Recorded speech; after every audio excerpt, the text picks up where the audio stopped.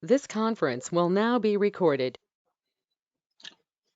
So today we are going to talk about Hive. So Hive is a very important module in the data engineering side. So you can expect a lot of interview questions on Hive. So please pay more attention and practice more on the Hive, because after Spark, Hive is the most widely asked interview area. So let's get started. So first, let's try to understand what is Hive. So Hive is nothing but a data warehousing tool in the big data world. It is mainly meant to do the data querying and the data analysis. And working on Hive is very easy because it's more or less like writing some SQL-like queries. And Hive is meant to deal only with the structured data, which is in the form of tables. And Hive is also efficient for the batch processing of the data. What is the meaning of batch processing? There's one more. So quick confirmation. Can you guys hear me or no?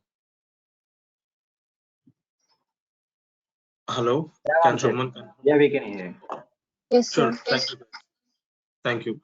1 minute.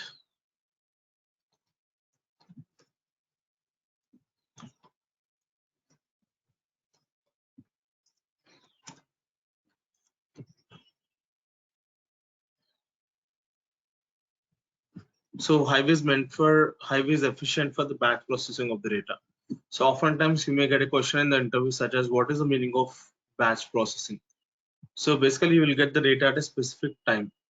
Suppose every day maybe you might get the data at 11 o'clock in the night, or you might get the data on weekly basis, suppose let's say on every Sunday, or you might get the data on monthly basis, probably on first day of every month. One of the example could be your mobile bill, right? Probably it must be getting generated on the first day of every month, right? So that's a simple example for the batch processing of the data. So Hive was initially developed by Facebook, and later on it became completely open source, and it's available as a part of Apache's foundation now. Now you must be wondering, okay, what is the main reason why Hive came into the picture? So in the initial days when Big Data and Hadoop was introduced, it was all like coding in MapReduce. But people found it very tough to do the coding in MapReduce, right? Because ultimately the main reason why Hive has been introduced is to reduce the complexity that is involved in the MapReduce programming. Because even if you wanted to achieve a simple task in MapReduce, you may have to write 100 lines of code.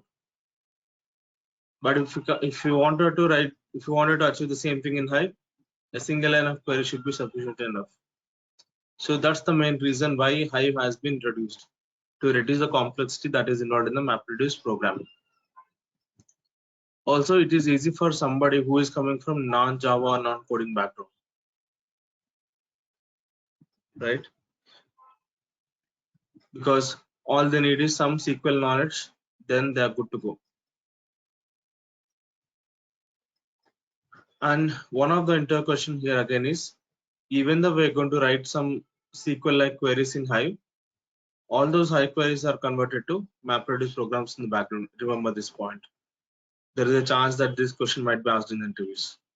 Even though we're going to write Hive queries, internally, all those queries gets converted to MapReduce programs in Java in the background.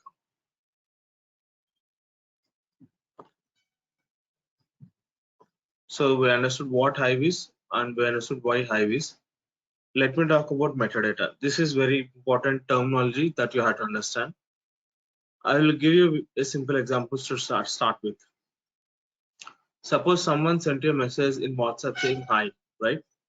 So, and for the simple message called hi in WhatsApp, there are a lot of other things involved, such as the time at which the message has been sent, and from which mobile number that you're receiving that, whether it is a local number or international number, and what kind of message that is. It a text message or video message or audio message, and what is the size of that message? Is it in KBs or MBs, etc.?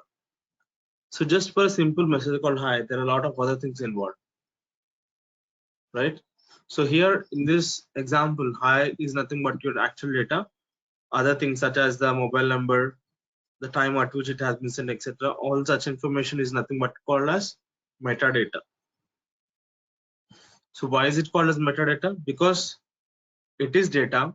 It is explaining more about your actual data. So we got some idea about what metadata is and what data is and how are they related. So I want to give you more examples. If you take an email, generally the email body contains your actual data, right? Email body is the one that contains your actual data. And in an email, you will find a lot of other things such as subject of the email, who is sending the mail from whom to whom, what is the date and time at which it has been sent, etc. So what is this? This is also data, right? But there is special meaning given to this or special name given to this called as MD. MD stands for metadata. That is, this is data. This is going to give you more information about your actual data.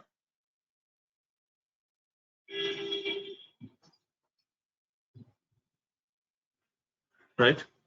So this is one example with respect to emails. Let me give you one more example. Suppose I have a spreadsheet or an Excel sheet, and the name of that spreadsheet is 2016 sales. And you can see a lot of other information such as the month, forecast, sales, variation. You can also see an user comment. So what is this? This is nothing but my actual data that is stored in an Excel sheet.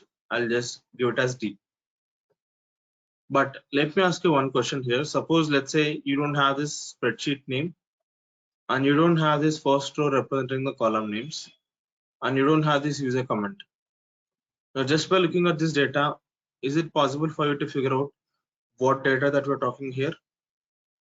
Of course, the first column can be guessed as a month, but what about the rest of the columns? We cannot make any guess. So that's why, all the metadata information such as the spreadsheet name, column names, and then the user comments, all this is also very important, and this we call it as metadata. So without your metadata, the actual data has got no meaning, right? So let me give you one more example. Suppose these are some of the files that are stored on my laptop. So what is this? This is all my actual data, and we have got the metadata information such as the date or the time at which the file has been modified, on what is the type of that file, and what is the size of that file, and when the file was created, what are the dimensions of it if it is an image file. What is this? This is nothing but my metadata, right? Again, if you don't have this information, is it possible for you to figure out what could be the size of it and what is the name of it, etc.? So you cannot get all such details. The point is very clear. Without metadata, the actual data has got no meaning. Right? So now we understood what metadata is in general. Let us talk about metadata with respect to databases. So suppose I have a table in a database called as EMP, employee table, and there is a query called as DESC. DESC stands for describe. If I say describe DESC space the table name, that's going to give me the table information or the metadata information here. You can see there are 3 columns: employee name, name, column names, null question mark, and then type. So this null question mark represents whether the given column is a mandatory column or not. So this is employee related data, and we will definitely have to have the employee number. Employee number is a mandatory column, hence it is showing as not null, and it is of number type. And then we have got employee name, which is of string type or varchar type. Then job designation is again varchar type. Manager ID is again number type, and hire date is of date type, and salary is of number type again, and commission is again of number type, and department number is again number type, right? So all this information is nothing but the metadata with respect to databases. Now we understood what metadata is in general. We understood what metadata is with respect to databases. Now let's try to understand metadata with respect to Hive. So in Hive, we have a component called as Hive metastore. As the name suggests, the main role of the metastore is to store the metadata information with respect to Hive tables. So it stores the metadata for the Hive tables. It includes the schema and then the location. Now when I say schema, it's nothing but the structure such as column names and the respective data types. There are 5 backend databases that you can use as Hive metastore DB: Derby, MySQL, MS SQL Server, Oracle, and PostgreSQL. So you can use one of these 5 databases as a metastore DB. So what is Hive metastore? It's nothing but a database which stores the metadata with respect to tables in Hive. Now, couple of interview questions here. One is, which is the default Hive metastore DB? The answer is Derby, right? So Derby is the default metastore DB that comes up with Hive, but Derby is never used in the real-time projects. So don't say that you are using Derby as metastore DB in Hive, because even though that's a default one, we will not use that in the real-time production systems. So out of these 5, Derby is never used in the real-time projects. Remaining 4 are very popularly used. Okay, so then coming to the next question. So the next question which I would like to ask is, I will give you access to the big data cluster. Then you have to tell me which database is being used as the metastore DB in Hive.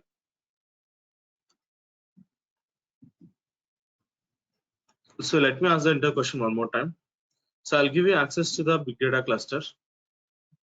You'll have to tell me which database is being used as the metastore DB in Hive. So let us see how to figure out that. So I'm going to open my big data cluster, which is nothing but Cloudera Quick-Start-VM. So I'm going to launch the terminal, maximize it, click on view on zoom. So I'll go to this path, etc. So right now I'm in etc. What is the meaning of etc? etc stands for editable text configuration. So you might get a question in the interview such as, okay, where are your configuration files? Always the configuration files will be under etc. Remember that. etc stands for editable text configuration. And there are plenty of components in big data world, right? If I just say LSF and LRT, there are a lot of components, right? But we are interested in Hive for now, so I'll go to Hive directory. So I'll go inside Hive. So I am in etc, editable text configuration. Within that, I'm inside the Hive component, and here we have another folder called as conf. So we'll go here. etc Hive conf is the place where you will find all the configurations related to Hive. You have to remember this path because sometimes it is also asked in interviews. Can you tell me the location of Hive configuration files directory? etc Hive conf. So this is the place where you will find all the configuration files of Hive. So let me run LSF and LRT here. Again, these are all the configuration files in Hive. Configuration file can be in any format. It can be XML format, or it can be .properties format, or it can be .template format. But main thing that you have to remember here is all the configuration files of Hive are stored in etc Hive conf.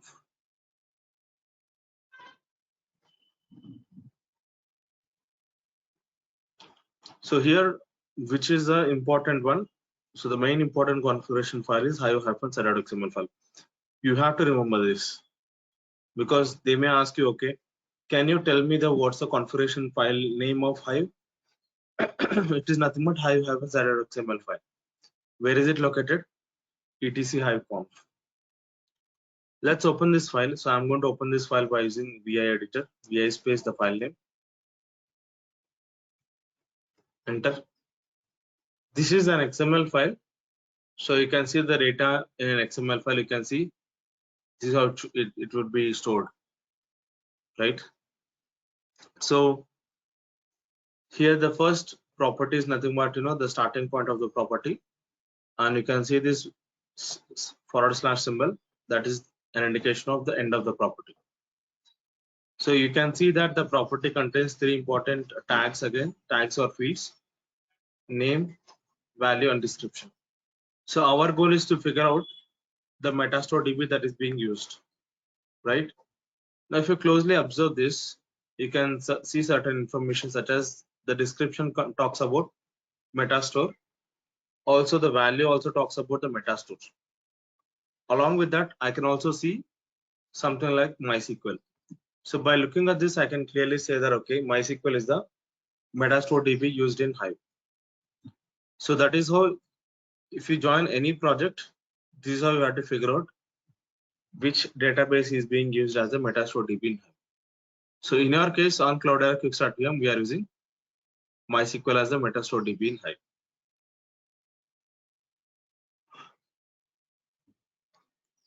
I will come out of this file. So that's how we are able to figure out the metastore DB in Hive. Now let me just connect to this metastore DB and show it to you. So the command is this: MySQL space -u root -p Cloudera. So here u is nothing but username is root, and p is password is Cloudera. Hit enter. Now I am able to connect. I'm able to connect to this metastore DB. See, lot of people make a mistake here. So let me come out of this. Control D is used to come out of the terminal. Let me just make a note. 1 minute. So to exit from this metastore DB, which is nothing but MySQL, you have to type Control D. Control plus D to exit from MySQL. Again, now when I say plus D here, it doesn't mean that you have to use plus. You have to use this key combination, Control button and D button on your keyboard, so that you can exit from MySQL. Whenever you use that combination, Control plus D, automatically it will type by, and then you are back to normal Linux terminal. So a lot of people make a mistake here. So they'll give space after U and they'll give space after P. That's not correct. Right? You can see again it's asking me for the password. So don't do this mistake. If you wanted to connect to this, you'll have to basically not give any spaces. Let me connect to it one more time. MySQL space -u root -p Cloudera. So you are able to connect to the metastore DB now. So this is again a database. How do you see the list of all the databases? Show databases. You can find the list of all the databases. Out of all this, we are going to use this metastore DB. This is the database that we're going to use to store all the metadata information related to Hive tables. You can even connect to that. Use space metastore. So I can say show tables to see the list of all the tables. Again, there are plenty of tables here, but don't worry. We are mainly interested in only one table called as TBLS. TBLS stands for tables. You can even describe that table, TESC space TBLS, describe this table. You can see different columns such as table ID and table name and table type. There are plenty of columns, but we need to understand only these three: table ID, table name, and table type. That's enough. Let us see the contents in this table. Select star from TBLS. There is nothing right now because we have not created any tables in Hive. In the next session, we will see how to create the tables in Hive. Once you create tables in Hive, automatically you will see some values getting inserted into this table. We will again revisit this table in the next session. So that's how we are able to understand how to figure out which database is being used as metastore DB. Also, we have seen how to connect to that, and we have seen the exact table where all the data information, all the metadata information is stored, right? Now I can exit from this by typing Control D. I'm back to my normal Linux terminal. So now I want to talk about the Hive architecture, but before that, let me launch Hive. So to launch Hive, you just have to type Hive, hit enter. It will take some time to launch Hive. Give it some time.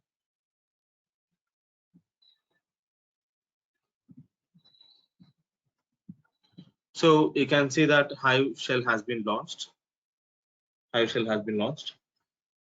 Now you might see these two lines, but that's okay. You can ignore these two lines for now. I'll talk about these two lines little later. But for now, you understood how to launch Hive. Just type Hive, hit enter, and you are able to log into the Hive terminal or Hive shell. So let me ask you one entire question here. The entire question goes this way.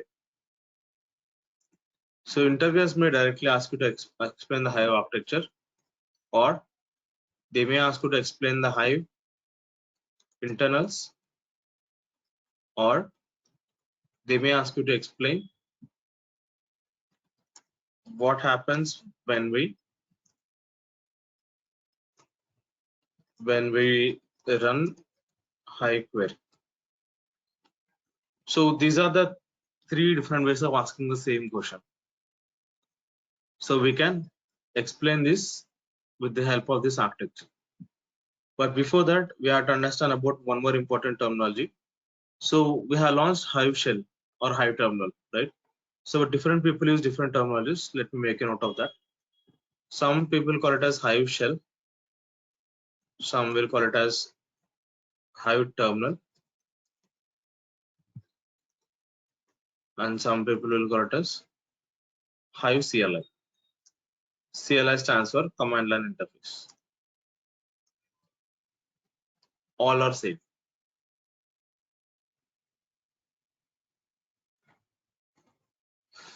So now we understood how to launch Hive shell. So let us try to understand the architecture. So to understand this architecture, we'll go from left to right. So the starting point of this is nothing but user interface, UI. UI stands for user interface. That is the place where the Hive queries are run from. You can run the Hive queries from different places, but the popular ones are, we'll try to run the Hive queries from Hive CLI or web interface or thrift server. But for now, imagine that we are running all our Hive queries from Hive CLI. Now the first point of contact is nothing but the driver. So the driver is a component in Hive architecture which takes the Hive query that you have written and it's going to pass on that query to the compiler. Now the main role of the compiler is to check if there are any syntactical errors. So this Hive compiler will check if there are any syntactical errors. If there are any syntactical errors, then it will immediately fail. The query will fail immediately. So if the Hive query is perfectly fine, then it's going to pass on that query to the metastore DB. Right? It's going to pass on that query to the metastore DB in Hive. So what is the metastore DB in Hive? We understood that it's nothing but a database. In our case, it's nothing but a MySQL database. So what is the role of metastore DB here? The metastore DB will check whether the given query has got the metadata information or not in the metastore DB. Again, I'll show everything practically tomorrow. So I'll show everything practically in the next session. Don't worry. So all you have to understand is we are going to write the Hive queries from Hive CLI. And the first point of contact is the driver. Driver is going to pass on that query to the compiler. And main role of the compiler is to check whether the given query is correct as per the syntax or not. And if the queries are correct as per the syntax, then it will be passed on to the metastore DB. Now the metastore DB will check whether the given query is available as part of the metastore DB or not. If all this is fine, then the query goes to the execution engine. So what is execution engine? Execution engine is nothing but then that will actually execute your query. So the default execution engine in Hive is nothing but MapReduce, MR. So MapReduce is the default execution engine in Hive. So then the MapReduce is going to get in touch with all the Hadoop related components, and then it's going to process your query, and finally it will send the results back onto the driver. So driver will take the results, and then it will pass on all the results back onto the user interface wherever the queries are run from. So let me make some important points here so that you can understand it better.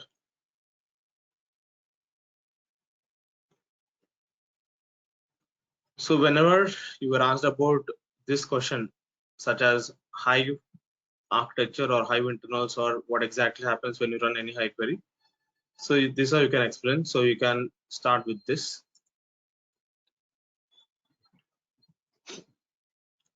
We can say whenever we run Hive queries, or whenever we run Hive query, the first point of contact is driver. So driver is the first point of contact whenever you run any Hive query. Now what driver is going to do? Driver is going to pass on that query to the compiler. So driver will pass the given Hive query to the compiler. Driver will pass the given Hive query to the compiler. Now what will compiler do? Compiler will check if there are any syntax errors in the query. So compiler will check if there are any syntax errors in the given Hive query. If there are any syntax errors,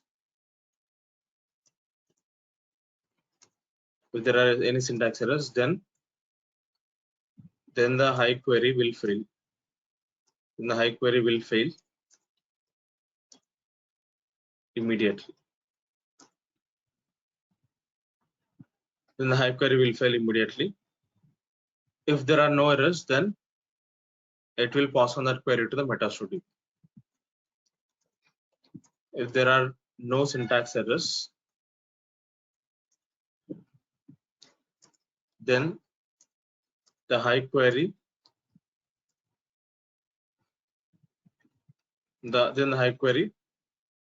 could go to the metastore DB. Now, what is the role of metastore here? Metastore DB will check if the metadata information is available or not. Now, when I say metadata information, it is nothing but the column names, table names, database names, etc. So metastore DB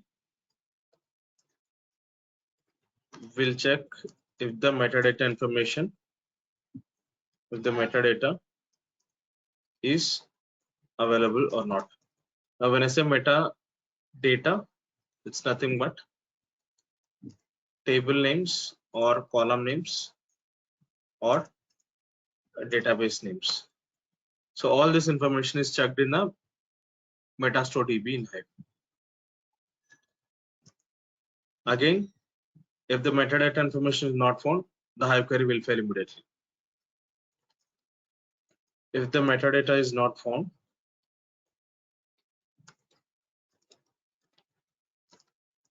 then the Hive query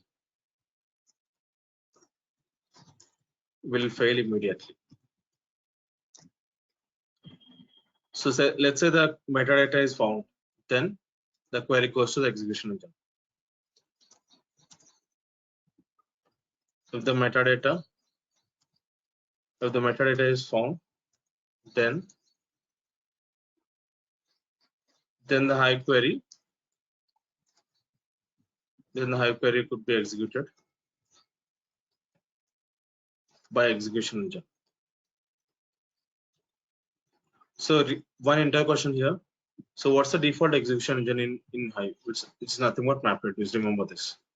So MapReduce is the default execution engine. So then the execution engine executes your given Hive query, and then it will send the results to the driver. So the execution engine will execute the given Hive query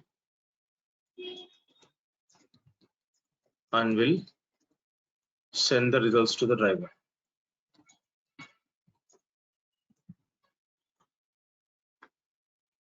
So then driver fetches those results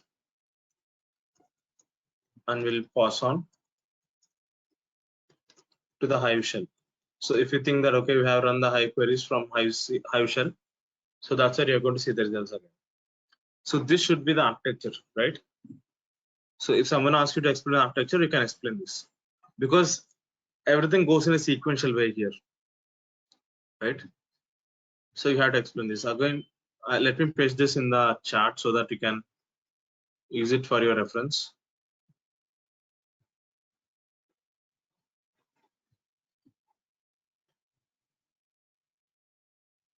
I'm pasting this in the chat box.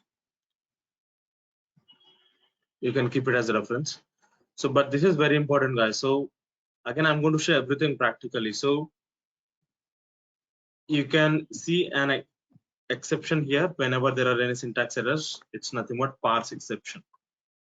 It will fail immediately with parse exception. Again, I'm going to show everything practically tomorrow in next session. And if there are any metadata problems here, then it will fail immediately with semantic exception.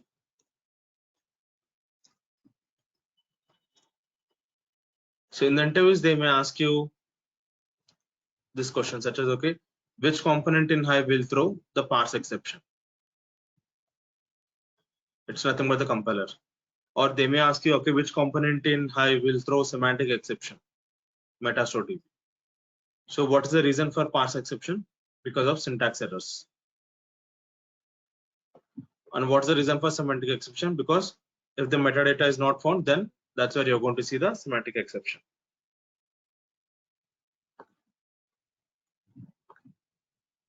So that's how we are able to understand the architecture of Hive. So any questions still here, guys? I'll wait for a couple of minutes. If you have any questions, let me know.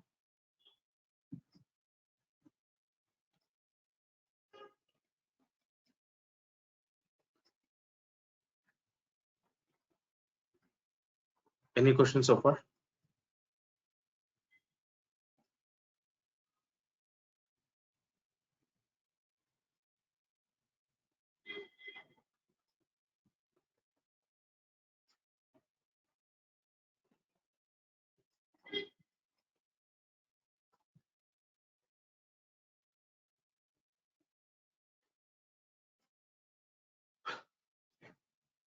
Okay, I believe we are good so far. There are no questions. Let's move on. So let's talk about the database operations.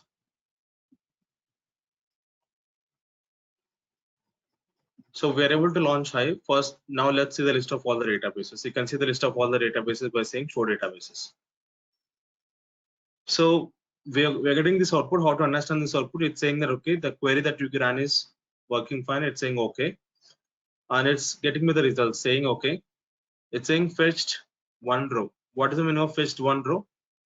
It is nothing but we have a default database called as default, and the name of the default database is nothing but default itself.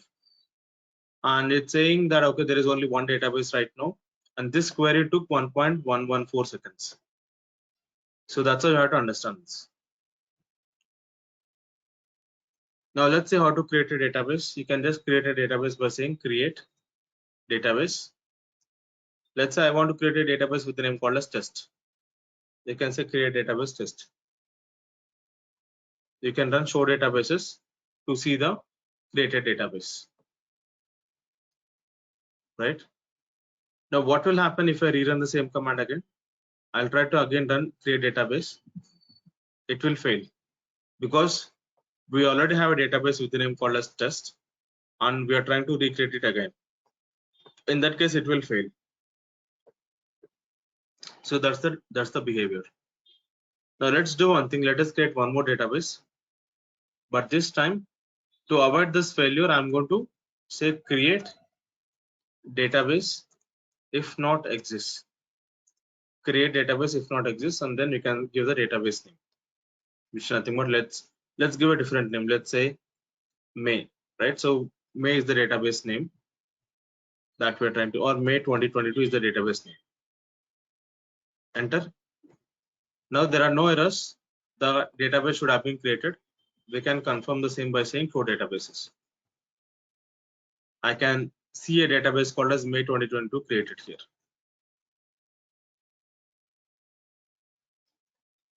Right? Now, what will happen if I try to rerun the same command one more time? Will it fail or it will not fail? Let's find out. So I'm going to say create database if not exists, May 2022. Will it fail? Let's find out. It's not failing. So basically, whenever we say if not exists, for the first time, do we have a database with the name called as May 2022? We don't have a database with the name called as May 2022. Hence, it went fine and it created a database with the name called as May 2022. You can see that. Right? Now, immediately, I'm saying if not exists, again May 2022. But here in this case, we already have a database with the name called as May 2022. It will not create the database, and at the same time, the query also will not fail. Right? So it's not creating a new database with the name called as May 2022. It's not failing. So this is the preferred way of creating databases in the projects. So in the projects, we follow this best practice of creating a database by using if not exists, because we are making sure that the database creation won't fail. Right? So sometimes in interviews, they may ask you such as, okay, can you tell me some of the best practices that you have followed? Right? So one of the best practices is creating a database by using if not exists. That is the preferred way of creating the databases.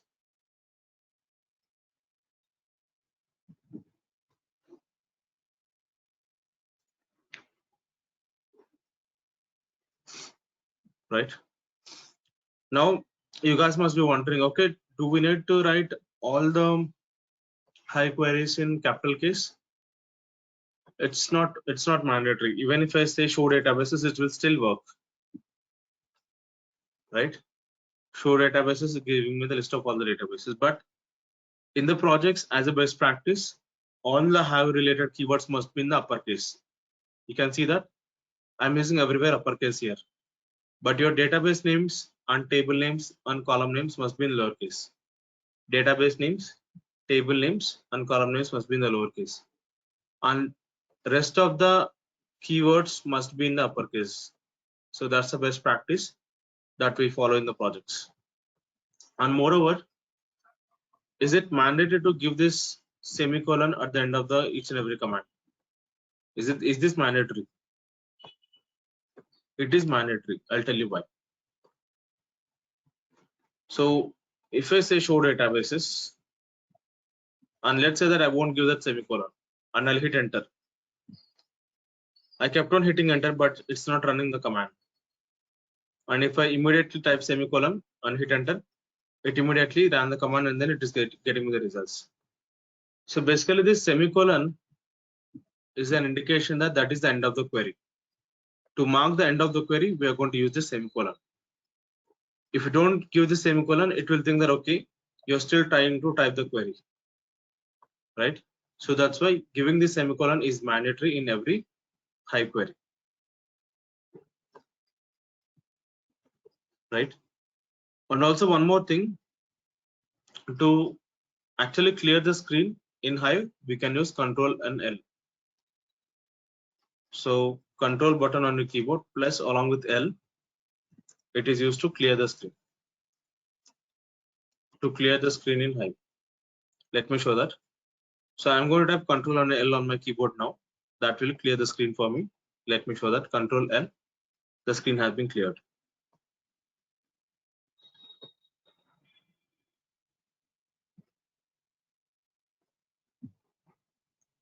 Right now, I can get all my queries that I've run by using up arrow on my keyboard. I can get all my queries, right? And I can see the list of all the databases. So let us switch to one of the database. Let us switch to test database. Use space test. So I have connected to the test database here, and I can say show tables to see the list of all the tables. There are no tables right now. Right now, let me do one thing. Let me set the title for this terminal. Terminal set title. Give it as Hive, and I would like to disconnect from this Hive by using Control D. So I'm going to use Control D on my keyboard to disconnect from Hive. So to clear the screen in Hive, we have to use Control L, Control plus D. To exit from Hive, to exit or disconnect from Hive. So as soon as you type Control D, it will immediately show these two lines. So these two lines are an indication to you that we are trying to disconnect from Hive, and you are back to a normal Linux terminal. Right? So that's how we can deal with Hive. There are some more concepts which I wanted to cover, but it being the first session of hands-on in Hive, I don't want to go deep dive. We'll go deep dive from next session. So any questions till here, guys? Anybody have any questions? Hi Vamsi, this is Surya here. Am I audible? Yeah, Surya, yeah, you're audible. Go ahead. So you said like we have connected